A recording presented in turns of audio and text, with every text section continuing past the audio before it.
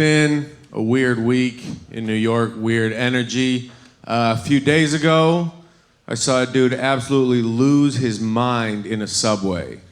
And to be clear, I'm talking about the sandwich shop, not the underground train, which made it that much more wonderful to witness.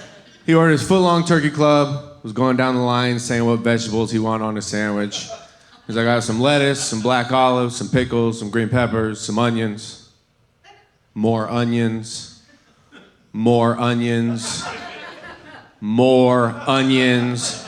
And on the fourth more onions, finally the kid behind the counter goes, sir, at a certain point I need to charge you for all the extra onions. And he just goes, then I don't want it. Onions are cheap. You're not going to give me unlimited onions, then I don't want it. And the kid behind the counter very nonchalantly just goes, okay, picks it up, throws it in the trash. Dude lost his mind.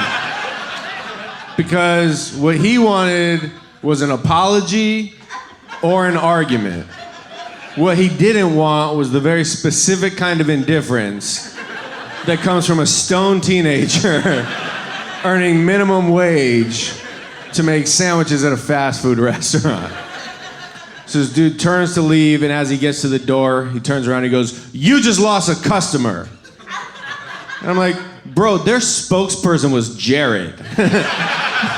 Like, their PR team ain't scared. You think they're worried about losing the weirdo who comes in a few times a year to buy a foot-long sandwich with 6 pounds of onions from one of the 200,000 nationwide locations? Like, oh no, who's gonna tell corporate at the shareholders meeting? They're gonna be okay. So he leaves. I'm about to step up, order my sandwich. 5 seconds later, dude comes storming back in. And he goes, you know, I just saw a guy outside, so many vegetables on his sandwich. Honestly thought he was gonna cry, which in all fairness could have just been from the onions emanating from the trash can where his sandwich was because of his original tantrum. Kid behind the counter doesn't react. He goes, I'd like to speak to your manager. Kid behind the counter said, sir, the manager's not in. He said, when will he be back? He said, 7 a.m. tomorrow morning. And then the guy goes, then I'll be back at 7 a.m. tomorrow morning to talk to your manager.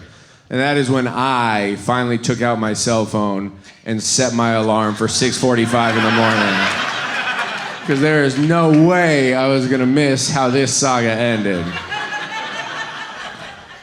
So the dude finally actually leaves, and as he's walking down the sidewalk, he bangs on the glass one last time. We all look over and he goes, ugh, gives us a double middle finger for his last moment of old white man angst. And it's finally my turn to order.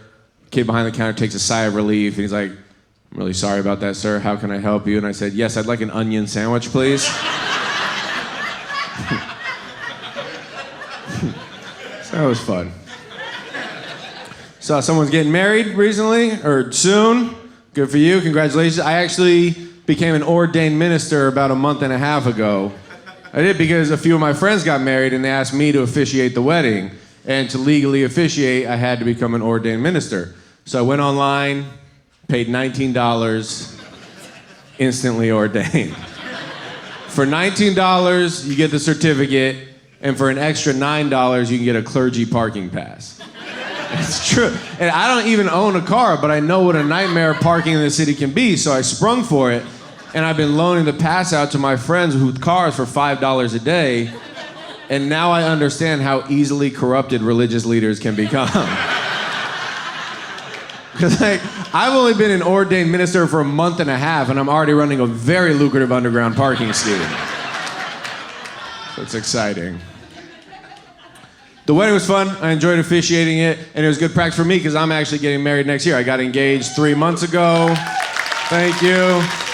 I'm getting married September 2019, and so now we're in the very interesting phase of planning the wedding, which is a weird time because that's when you figure out exactly how many of your friendships are worth a $60 plate of glazed salmon.